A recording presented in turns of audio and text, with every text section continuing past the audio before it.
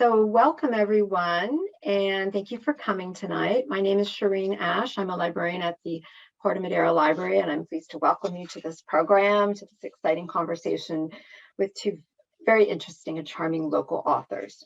So just before we start the program, I want to let you know it is being recorded, and programs are typically posted on our YouTube channel within 2 weeks of the event, barring any technical difficulties, which does sometimes happen, but mostly not.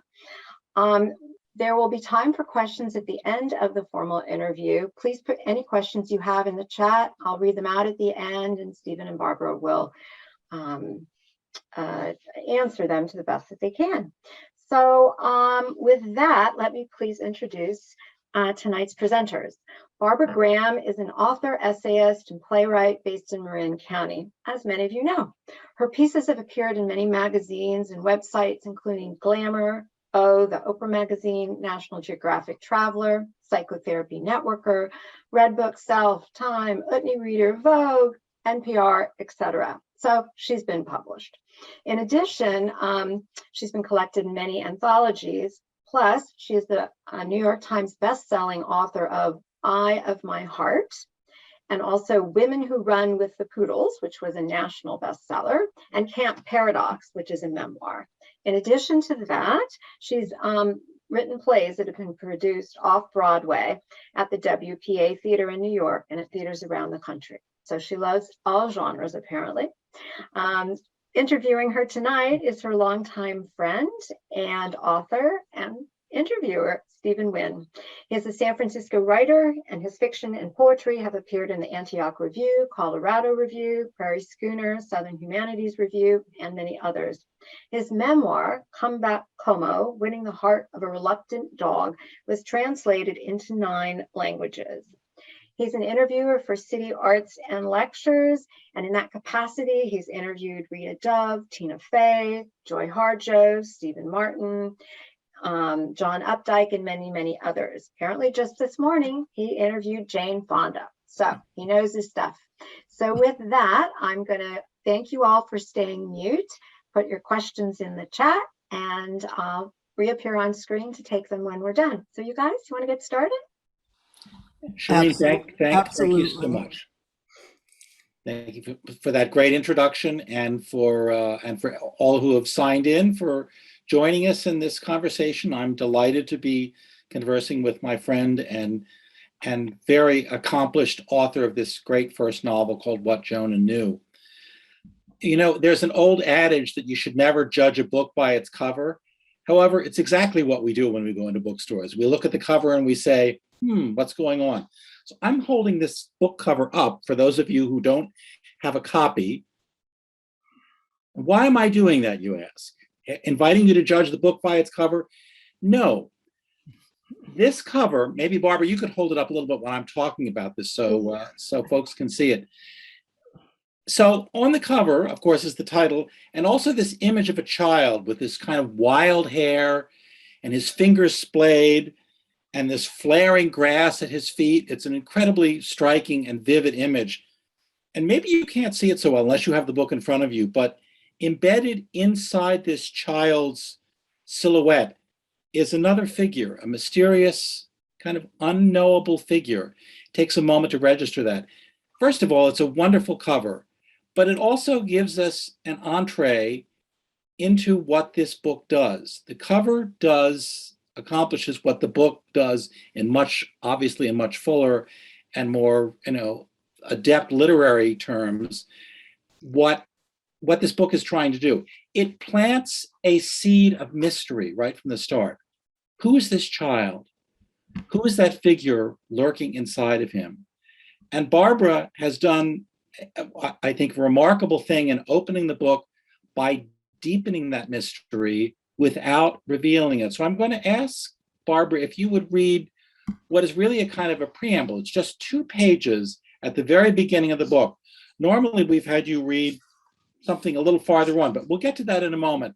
But let's make that mystery sing a little bit. If you would read the first pages of this book, the first words that a reader is going to open to after seeing this cover.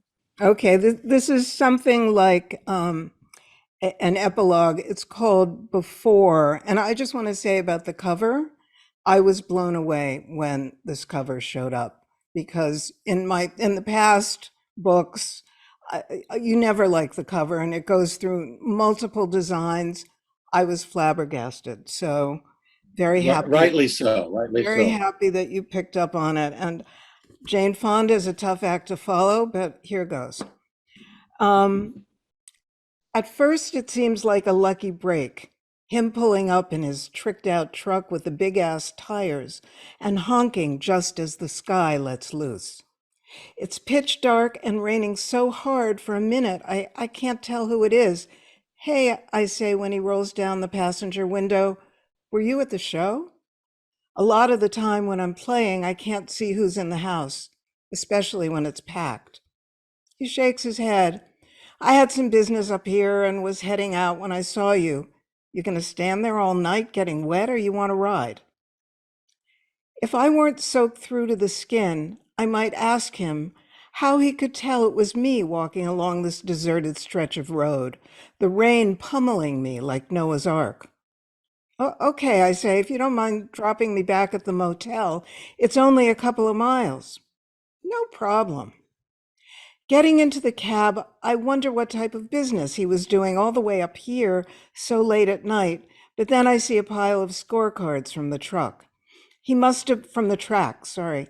He must be raking it in because he's wearing an expensive looking leather jacket and he's got this super deluxe ride.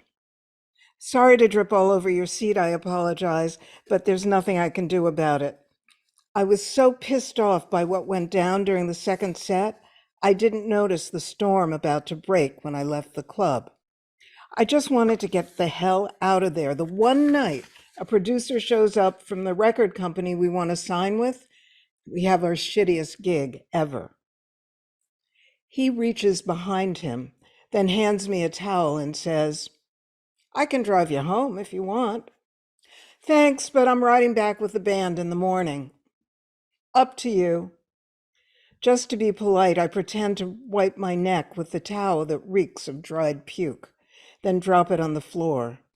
I wonder if he's a big drinker as well as a gambler, but I don't smell alcohol in his breath, and he looks cleaned up from the last time I saw him. Maybe a year ago? More like a businessman now than some sweaty dude who works odd jobs. Motel up there on the left, I say, the Timber Creek, only the K is missing. As he pulls into the parking lot, I start thinking, maybe it isn't such a terrible idea to get the hell out of Dodge tonight. Blow this rat hole, put the whole fucking catastrophe behind me. If I went back with you, you'd have to wait while I pick up my stuff and put on some dry clothes. I can't stop shivering. No prob. To tell you the truth, I wouldn't mind the company. I just need to text the guys and let them know I'm leaving. But when I take my phone out of the pocket, it's dead. Shit, no juice. Leave it with me, I've got a charger. Hey, thanks. I hand him my phone and open the door. I'll be quick. Take your time. Then he turns and grins at me, the blinking lights from the motel making his white teeth sparkle like piano keys. I've got all night. Now, I'm a person who usually keeps his guard up, shit detectors on high. I had to be that way when I was a kid, and it stuck. But tonight, I'm too cold and wet and pissed off about the gig to pick up on any weirdness. So by the time I realized that running into him was no random coincidence, it's too late. I mean, it's just a brilliant opening. The book is embedded there, but as readers, as we just begin to enter it, who are these two people? Why are they in the car together? What's happening to them? But the sense of menace, the sense of impending somethingness is just right there because the writing is so good. This passage is set in italics. When we turn the page to the next page, the whole key and meter of the book changes, and we're in a domestic story about two mothers and their sons. But that implanted note, that sense of mystery that's been embedded in the reader right from the start, is sort of It's like a hum that's set up inside of you. And how is this going to play out? How is that going to detonate? How are we going to find out who and what the relationship of those two characters is? I mean, one of the things because I read early drafts of this book, that wasn't there early on, was it? No. None of those monologues, which now come at the end of every section of the book, as well as before the start of the rest of the text and at the very end, they weren't there. And so, and and I had no idea. But then I wrote the one that was at the end. And having done so many revisions of this book to get it right, it's a first novel. There was a learning curve in writing a novel for me. It was so clear that we needed this voice of this character as a thread throughout the whole book. And yet we're left, we're at sea in the beginning, but at sea in a way that we want to follow the drift and see where it's going. Good. I mean, it's often said about books that writing is really rewriting. Was that your experience with this? Oh God, yes.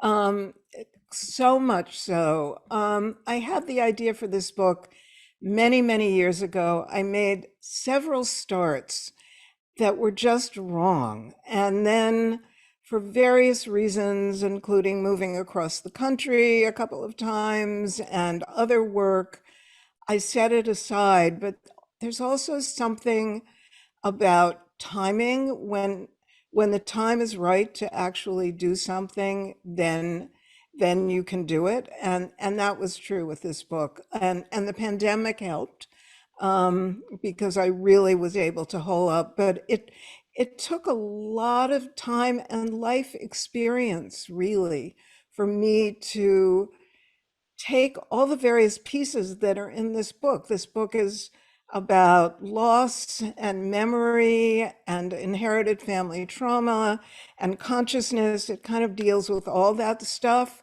things that I knew more about when I finally started writing it, that I had no idea were going to be really part of the book. Well, I what had was what was the germ of the novel? I mean, what was the thing the seed that kind of grew?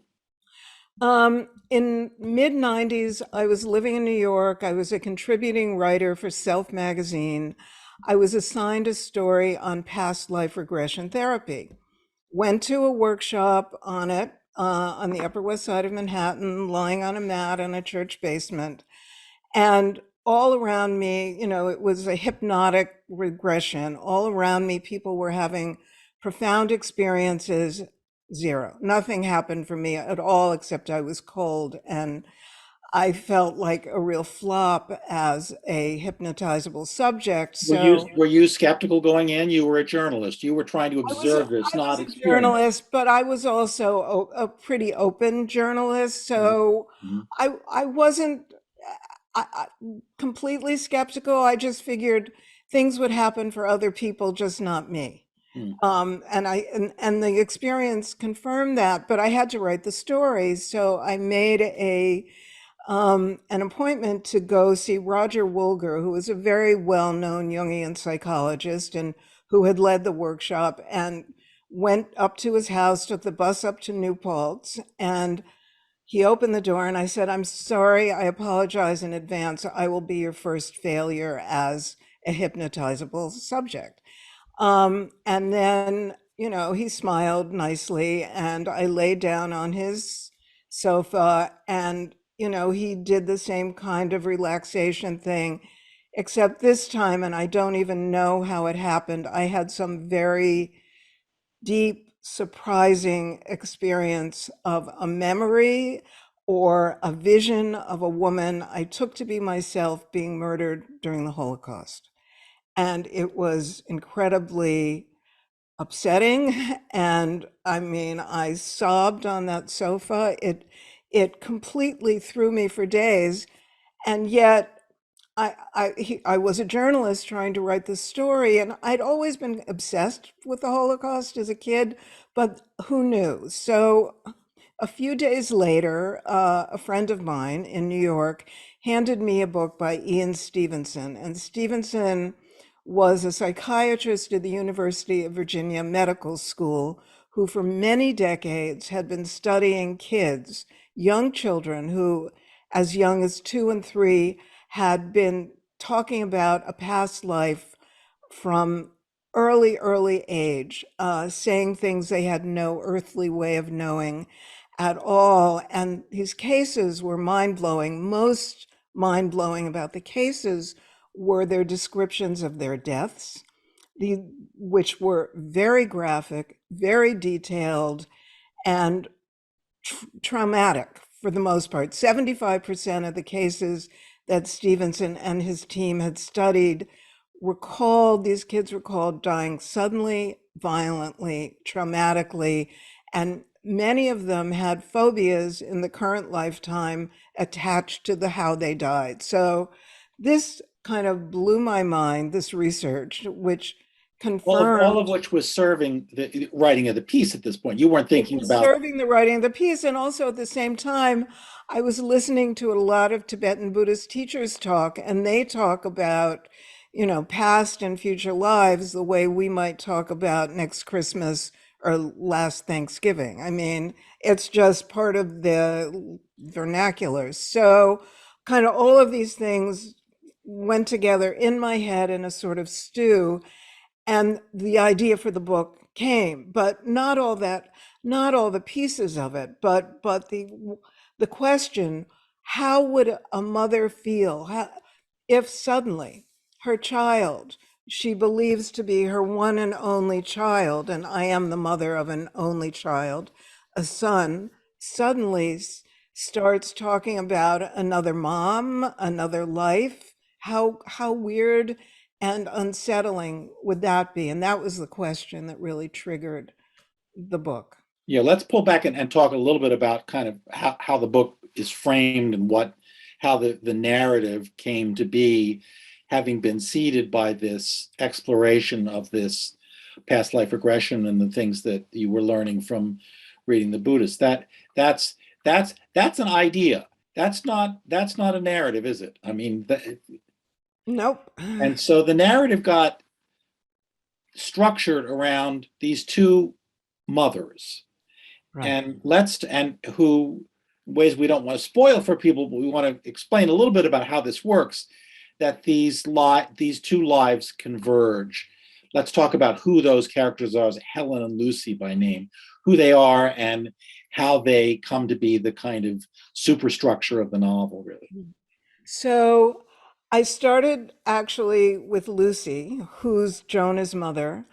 And Jonah, at a very early age too, is phobic about loud noises. He's a very anxious child.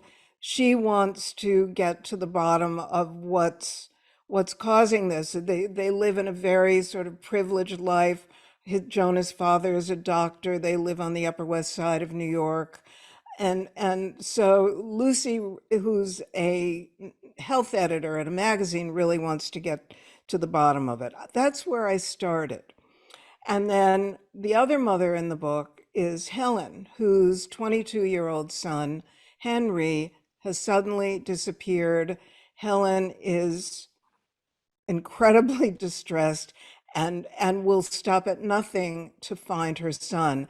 And the book really opens with that. What's interesting about it is that when I started writing the book, and this is part of the process and how you tell a story, Lucy was more the main character, and that completely flipped in the writing. And Helen became, I think when you, Stephen, read the first draft of it, it started with Lucy.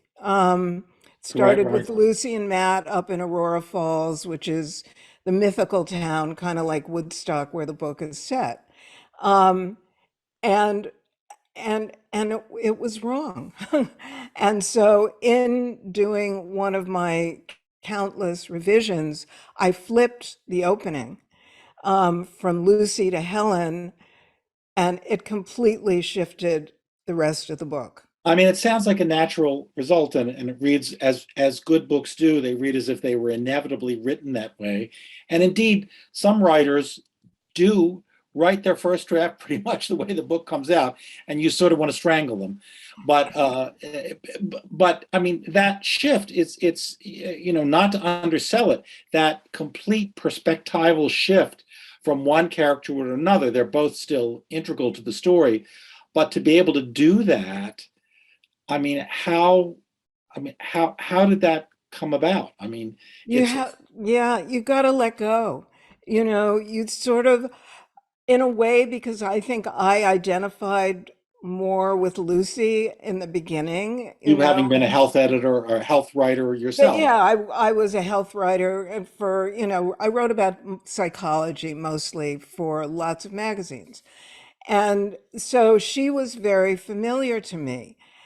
And so it started with her, and yet Helen became more and more compelling. But it's in the process, it's really about letting go and being able to step back and see if the story isn't working, why is it not working? And ask that question. And if you're too attached to how you first conceive it, you're in trouble because, as we all know, writing is rewriting. Yeah, right. Killing your darlings is the phrase also. Right. You're so in love with Yeah. that. Yeah. Yeah. Yeah, there was a long the first draft I read had a long passage about a bris, which I think has completely disappeared from the book now. Yeah. It must have been 10 or 15 pages, and Well, away it went. That's a darling to kill. Well, that was part for me of the learning curve of writing a novel because so I've written fiction before, some stories, but really plays. And when you write plays, it's really you're scoring dialogue for actors. You write stage directions and dialogue, and the actors, the director, and the scene designer, and everybody else creates all the stuff that is narration and descriptive in a novel. I was so happy because I felt finally kind of fenced in by just being able to write the dialogue and have the actors do everything else.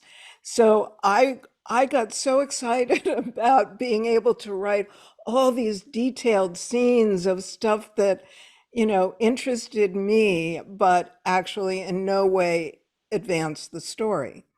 And there was a lot of that, and a lot of that had to get cut. Thornton Wilder said, it's definitely true of plays, but it's also true of novels, constant forward motion.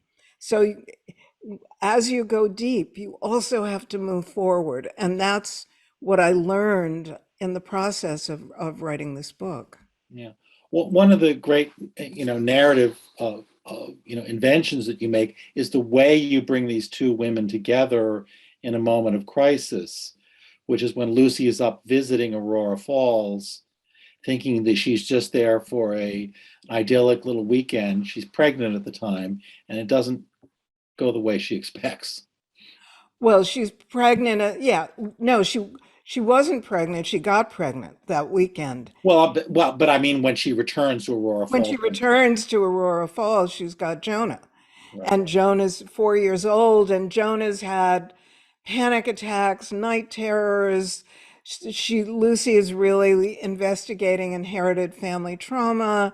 What could have caused all of this distress in her child? And so she convinces Matt, her husband, that they should spend the summer in Aurora Falls. By this time, Jonah's 7. And so it will get him out of New York City and all the noise and all of that and be in this lovely bucolic setting and how perfect it's going to be. And the shit completely hits the fan. This is that wild child with his hair blowing in the wind and the grass at his feet on the cover of the book. Just to return to that, yeah. Yeah.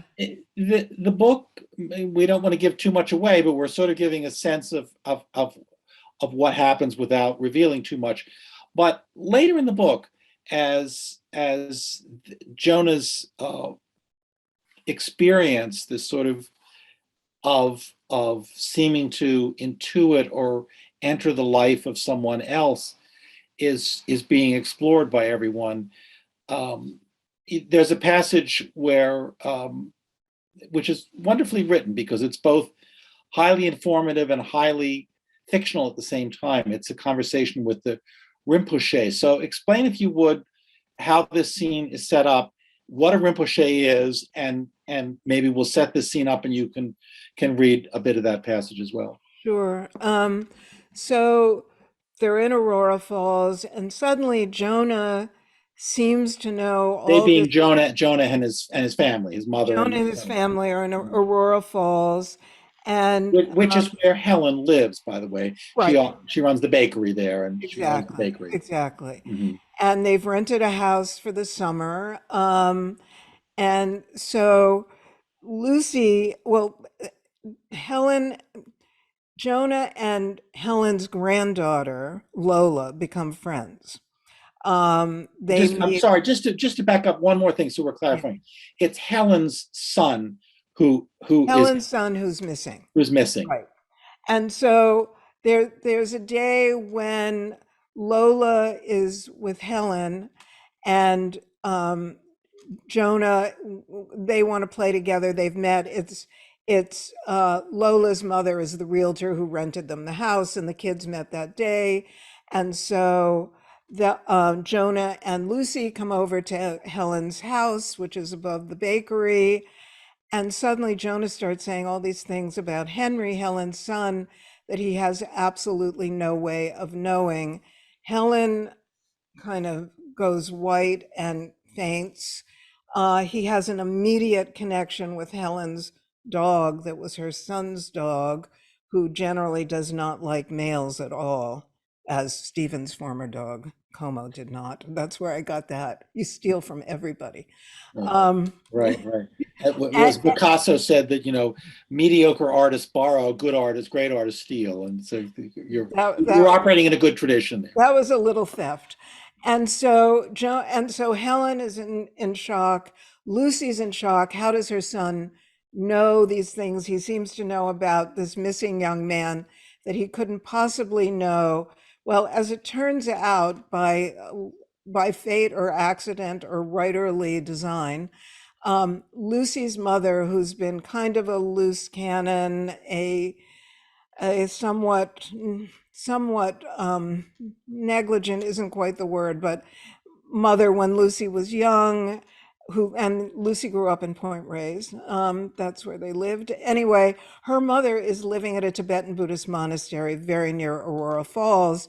So Lucy thinks, what's going on with my kid? Is this Jung's collective consciousness that he's tapping into? How does he know these things about Henry? Is it reincarnation? Lucy had no belief whatsoever in reincarnation. It sounded like woo-woo bullshit to her. So what's going on with her child? And yeah, I mean, just to interrupt, one of the things that's great about it is that both Lucy and her doctor husband both have this sort of rational, objective view of things, that they're resistant to things that seem beyond the ken of normal, explicable behavior. And so there's that kind of tension and resistance that's built into this. So Lucy calls her mother and says, what's going on? And her mother, who is the assistant to the head Rinpoche, who's the Tibetan Buddhist teacher, or Lama, and who himself is a reincarnation his name is Jampa Rinpoche, of the Jampa Rinpoche who came before him. So her mother arranges for Lucy to meet with the Rinpoche. So shall I read that? Well, just one other thing that I'm thinking as you're saying this, I'm just realizing another way to appreciate this is that her mother is kind of a flake, and her mother has actually been neglectful of her. So for Lucy to accept or enter or make herself vulnerable to her mother's explanation is another sort of psychological complexity that really enriches the narrative of the novel, and it keeps us invested. Say, that's the way I would be. My mother was kind of out to lunch in some ways, and here she is offering something that I'm having trouble accepting, but I'm in a state where I'm going to listen to. I'm going to listen. Yeah, she feels desperate. Her son is upset. Her son is making all of these strange claims. And, where does she turn for help? She actually calls before she sees the Rinpoche. She calls her Jonas therapist in New York, who he's been working with for a while. And the therapist actually is familiar with Ian Stevenson's work and confirms, she says, I've never seen it in my own practice, but, worth considering what's going on with him. I mean, just again, one other side note, Ian Stevenson is an actual person, and these books really exist. This is not, so there's an actual, Yeah. factual grounding in all of this. But let's hear this wonderful exchange, and it's the Rinpoche is speaking. Yeah. No, it starts with Lucy. With Lucy, right. Lucy says, you think Jonah might really be the reincarnation of Helen's son? She doesn't even know if he's alive or dead, just that he disappeared. I'm saying that yes, if he has passed away, it's possible your son carries memory traces that arose from his consciousness.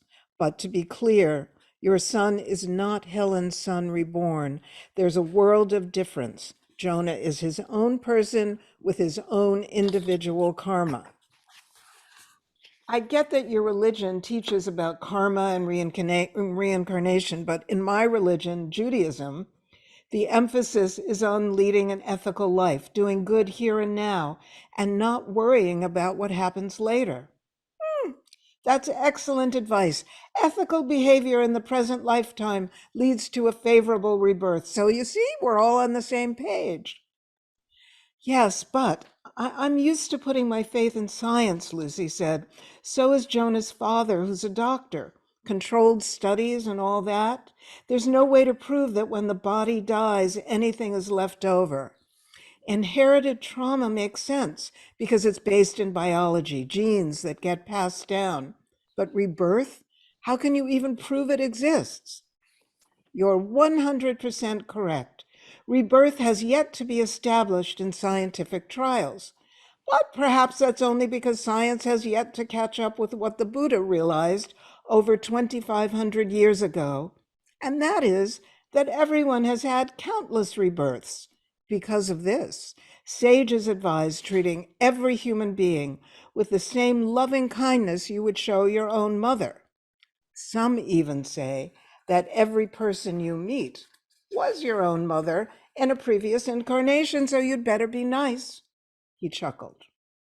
Then, his expression becoming more solemn, he added, Western psychology is quite good at identifying many causes and conditions of suffering, but it fails to look beyond the circumstances of the present lifetime. However, there are occasions when a bigger perspective could help get at the root of a problem. Do you understand? If she were being perfectly honest, Lucy would have to admit she didn't really want to understand. She liked it better before, when she didn't have to think about any of this, when Jonah was just her son, hers and Matt's, not some floating cloud of fairy dust that settled into body after body, lifetime after lifetime. I mean, one of the things that you do so well in the book is knowing when dialogue can carry a scene, knowing when sort of interior monologue, which we get from Lucy following that last paragraph you just read, and when description is efficient. I mean, how conscious are you of those things when you're writing, of those kind of choices? I don't know. I think in revising the tempo between dialogue and inner monologue, it presents itself. You don't want to be too heavy-handed with dialogue, but so it's a balancing act. It's all a balancing act But between those things, and again, with always that needing to follow that tension of moving the story along, advancing the story with whatever you're doing. So I think so much of that shaping, it's like finding the sculpture in the stone, happens during revision. Yeah. Meanwhile, we had those interleaved, we talked about them at the beginning, those interleaved italic passages that are themselves another kind of development. It's almost like it's a double helix almost, because both stories are developing and revealing in a kind of interwoven way. Did you write all of the those interpolated scenes at once and then know where to distribute them, or did you write them as they came along? I wrote the very one at the very end, Yeah, you'd said that. That was it. which was the most moving. And I thought that was enough.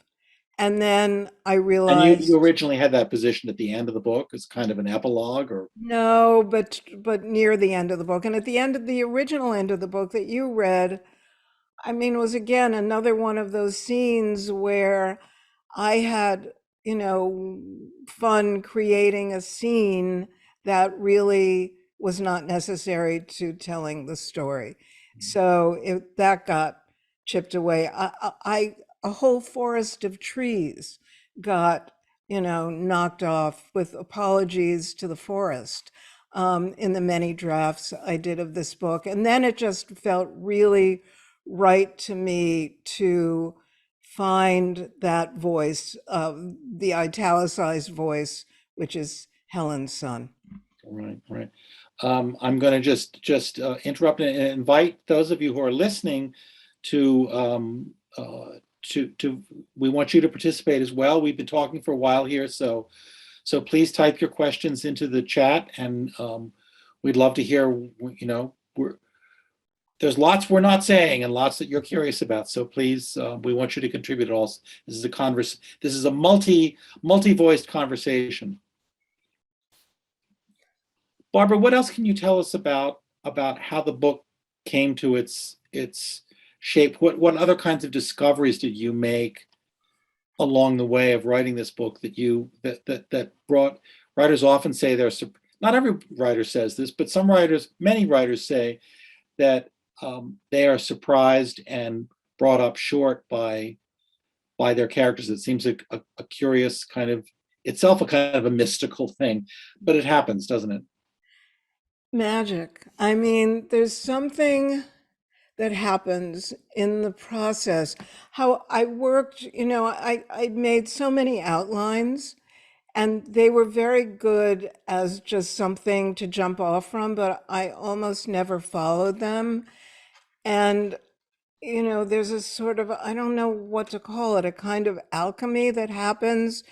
I would find myself get stuck at times and not know what would happen next. And then again, should not do this during the drought, but I found that taking long hot showers was a really good way of figuring out what would come next, or going for a long walk and just kind of waiting to see. It's almost as if the book kind of told me what needed to come next at a certain point. And sometimes I worked from the outline. And for me, I find writing to be a very energetic process, that when it's flowing and when it feels right, there's a kind of energy. And when I slump over and it feels like I'm pushing, then somehow whatever I'm trying to do at that moment, I don't know, it's just not the right, it's not right. And it happens on a very physical, energetic level. Yeah, sometimes you have to walk away from something to get closer to it. Yeah. Yeah. Yeah, exactly. And I did that a lot. And there were, I mean, and also the book deals with really, you know, some painful stuff that was hard for me to write. And one of the reasons that I put it in the drawer for a long time was facing what was fearful to me. I mean, Dorothy Allison said, write the thing that you're most afraid of. Dorothy Allison, who wrote Bastard Out of Carolina. And in a certain sense, I did that with this book. And I, you know, as the mother of a son, when something happens with your kid, that's where, That's the deepest that, fear. yeah. You mentioned early on, you know, this experience you had of sort of recovered memory of some kind of the Holocaust. I wonder if can we drill down on that a little bit? And while that's not intrinsic to this book, it may have informed some of the way that you came to write this book. So let's talk about that a little bit. Um, I'm not sure really what to say about it, except the memory, the experience of it felt real. It felt authentic and familiar to me and terrifying, and sort of explained my obsession with the Holocaust. I don't know. I don't. I It opened the door. I would say that regression that I did with Roger Woolger opened the door and was the gateway into writing this book. But it, but I don't know that it was more than that. But I was really interested in, and became more and more interested about consciousness as I was writing the book. Like, who are we? Is the question, is life bookended by birth and death? And I was really interested in exploring that. Why, I don't know. And maybe it came somehow out of this memory of being murdered in a horrific way. I don't know. I mean, there's no way to know. I, to me, I think if there's a takeaway from the idea that the possibility that our lives extend beyond birth and beyond death, then I think the takeaway is really about how we live now, how we treat one another now, how we treat the planet now. You know, there's no way to control what might have happened or what might happen in the future, but there is that possibility of having that awareness affect how we live in the present. Well, I mean, good books don't answer those questions. They raise those questions in provocative ways. I wanted to jump in Certainly because we does. have some. Oh, I'm sorry, Stephen. No, great. Please. I was just gonna go to you, Sheena. Please do. Yeah. So we have a few comments and a great question. So in terms of Barbara, I thought it was really pertinent. You were talking about how difficult the book was to write. Linda says, cried, cried, cried. Just love the book. So it seems like the emotional impact made it. The next comment by Rona is, as an enthralled reader of the novel, fascinated to learn how it swelled, shrank, and shifted along the way, which I think addresses the comments you were talking about, that need for forward momentum. And it seems like in some ways you accomplished that by sort of altering the perspective, sort of diving in and pulling back a little bit and focusing on one character and then the next. And here's a very specific question from Alice, who writes, could you say something about the traumatic birth scene between Helen and Laurie, and if that had something to do with Jonah? Which is a really great question. Thank you. Well, I think that it needed, so the background to that is that Lucy, and this is what Stephen was referring to earlier, that Lucy goes up to Aurora Falls. Her baby, she doesn't know if it's a boy or girl, is due in a month. They want to go, she wants to go to Aurora Falls for one last weekend with her husband. He can't get away from work early, so she goes up early on the bus and goes into premature labor in Helen's bakery, and Helen rushes her to the hospital. So there was something about dramatically that convergence between Helen and Lucy that was critical. And in fact, Helen and the fact that Helen was the first one to hold Jonah because Lucy had an emergency C-section and was out, and the nurse asked Helen, who'd accompanied her, would you like to hold the baby? You know, it's good for these babies to be held. So that and that moment for Helen, you know, rocked her when she looked into that baby's eyes. There was something. And then she didn't see Jonah again for 7 years until the family came to Aurora Falls. So Yeah, I mean, about that scene, one of the things that's great about it is it would be easy to write that scene as a kind of sentimental, apotheosis for Helen, that it's going to be some sort. She's in fact kind of ambivalent about it, and she sort of flees actually, because it causes a deep psychological flinch in her about her own son. right, And why am I holding? that's what's so psychologically right and astute and unexpected. But you say that's exactly what would happen, not some dreamy No, bonding to the stranger's baby. She's actually in a way sort of repelled by it almost. it's too much. Yeah. Her own child, her own beloved son is missing, and suddenly she finds herself in this bizarre situation and in a hospital nursery holding another woman's baby. It's unbearable. Yeah. One of the things that's great about, people responding to books, in the chat like this or in person, or the way they respond in their own, is that we all bring our own very specific experiences to it. And it's just, we all read, in a funny way, we all read different books. You're reading the same book, but it's a different book for you. As someone whose daughter is 5 months pregnant right now and looking forward to this, there's a sort of anticipatory glow and sense of moment for Yeah. and anybody who's a mother, I'm sure, who's reading this book is reading it with the very specific kind of experience of their motherhood. Whether it chimes with these characters or not, it will, because you're writing about motherhood in some essential way here, both of these mothers. I think that's a really excellent point, actually.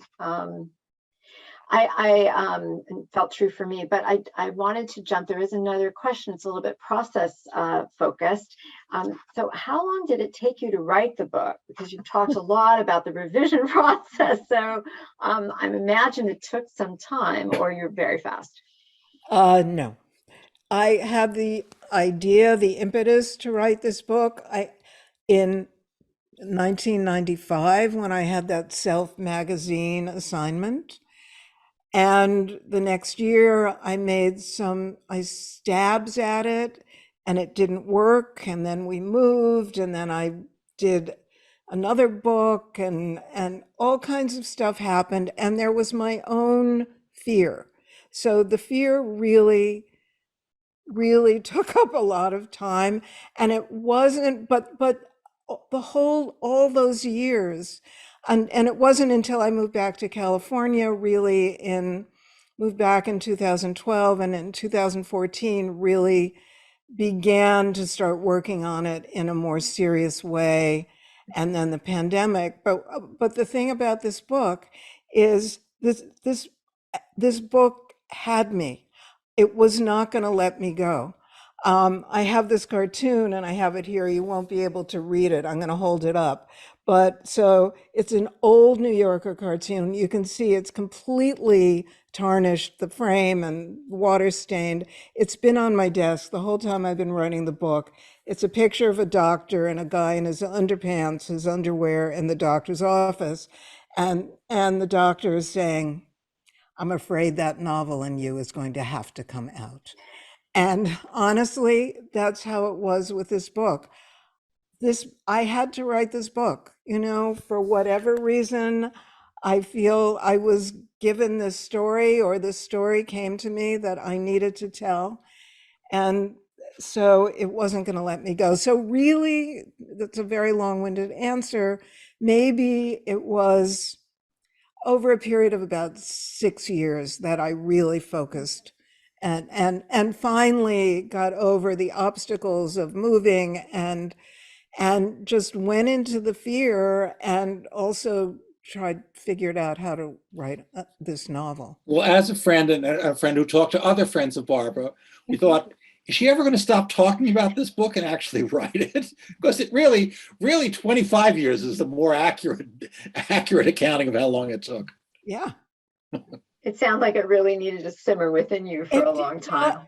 It needed to simmer in me, and I needed to grow in some ways that I didn't know when I first had conceived of it. I mean, it is true that you write a book when you're ready to. I mean, sometimes that means that you write a book when you're 20 years old, because there's some hot, Right. youthful urge that you just have to answer. And sometimes it means that you write a book when you're in your 70s, because that's when the time is ready. When you're a debut novelist, oh my God. Which is pretty exciting. But I love this next question because it sort of follows really well with what you were just talking about. And the question is, did writing and completing the book help you grow spiritually? I think in some way, yes, absolutely. I can't say exactly how, but I would say yes. And possibly also, I don't know if it's spiritual, but having this obsession really to write this book for so long and not knowing for some amount of time if I really was going to pull it off, being able to do that and doing that was incredibly rewarding, on every level, So, yeah. It's interesting to me that you've published so much, and it sounds like the novel held its own unique reward for you. It did, and really all I ever wanted to do was write novels, but I had this opportunity. I started writing plays because I was working at a theater and they had an empty slot, and I'd actually started writing a novel, but I turned that novel into a one-woman show, and then I kept writing plays for a long time. So the urgency and the drive to write fiction novels never left me. I just did a lot of other stuff in between. That was actually a kind of my question, was because you've written in so many genres, does the writing in one genre inform your sensibility and approach to another? I mean, it sounded like this novel in particular perhaps posed some unique challenges given the sort of the trajectory of the story and the multiple voices and the kind of conceptual pieces that underlay it. But it's fascinating to me when authors have ability and desire to write in multiple formats, and you've chosen very different ones. I mean, I I'm think curious about that. my years of writing magazine articles, essays, memoir, everything I wrote before this, especially, this book is research driven. There's the research in the book about both inherited family trauma, all the Buddhist stuff, all the stuff about reincarnation is, not made up. It comes through the characters and the story. But so I think having done all the work I did before helped a lot. Yeah. I'm just gonna sort of butt in here and say that while yes, it's true that the research is, a grounding to this book, it's not research driven, because research driven books feel like data dumps, and this one doesn't. No. It's character driven and plot driven, and it's a fictional realization of the things that were the germ of this of the idea of the book. Often where a book starts is not what we experience of it as readers, and I think that's definitely true here. Yeah, also. true. I mean, I wouldn't want to write that book, a research-driven We've book. all read books like that where, boy, that person learned a lot about the Crimean War. Thank you very much. But, you could sort of drop the Crimean War out of the book and there's nothing out of the novel, and there's really nothing left there. So, and that's definitely not what happened with you. Yeah. True dat. True Thank that.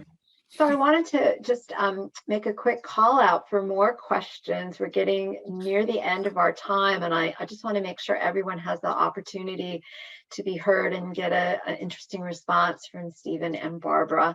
The question here that's a good one for near the end of the conversation is, what's next for you?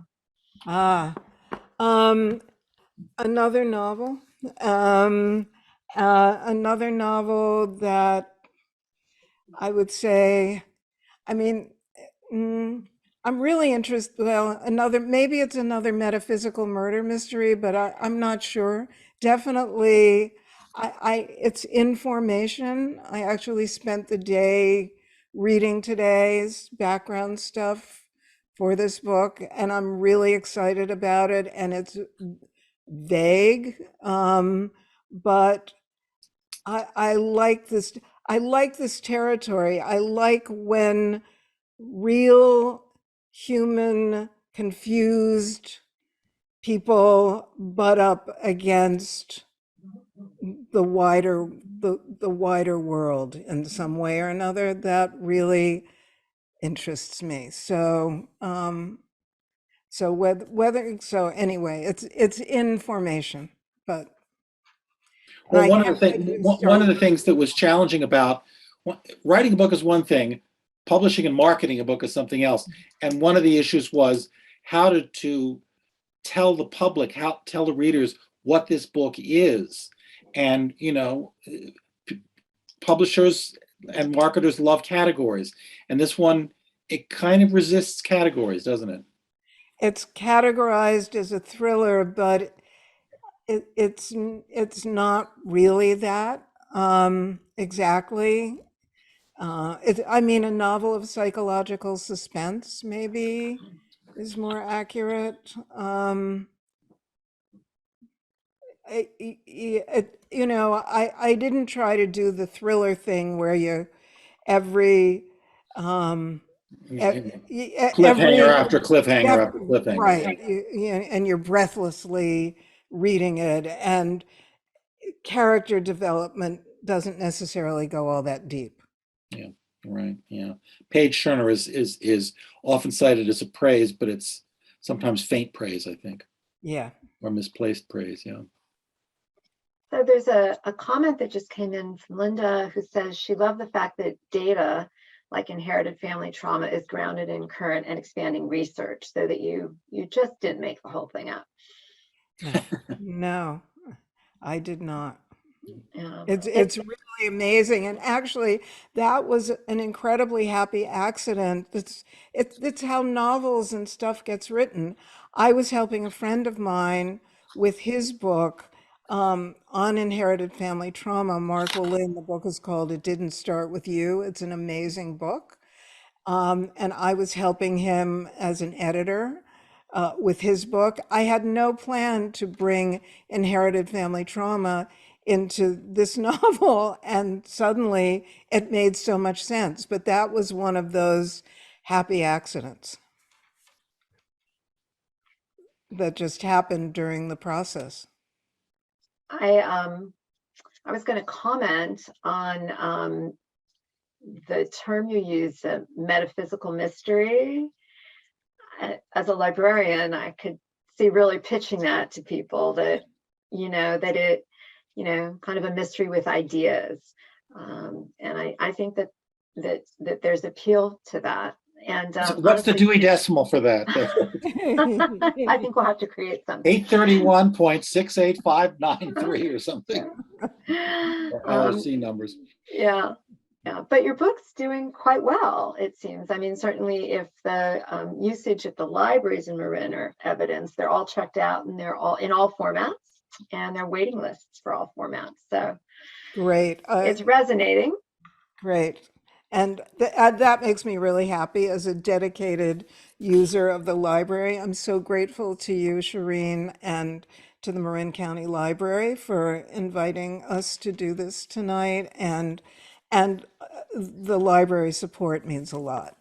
So Well, I really appreciate your time and sharing it was your fun. process, your wealth, your, the experience of writing, and having the both of you here is really a treat. So thank you to the both of you. Thank you, and Shireen, thank you and to thank you, everybody Barbara, for yes, all the listeners. joining us. So lovely. Thank you. Really appreciate it. Well, So it's nice to see so many friends. Yeah. yeah, it's been a great, fun evening with a lot of interesting conversation about the process and the content. So if you haven't read the book, you can buy it locally or check it out at one of the Marin County Free Libraries or any library in Marin. But you will have to wait a little bit, is what I can tell you. So with that, I will stop recording and close the meeting or close the event.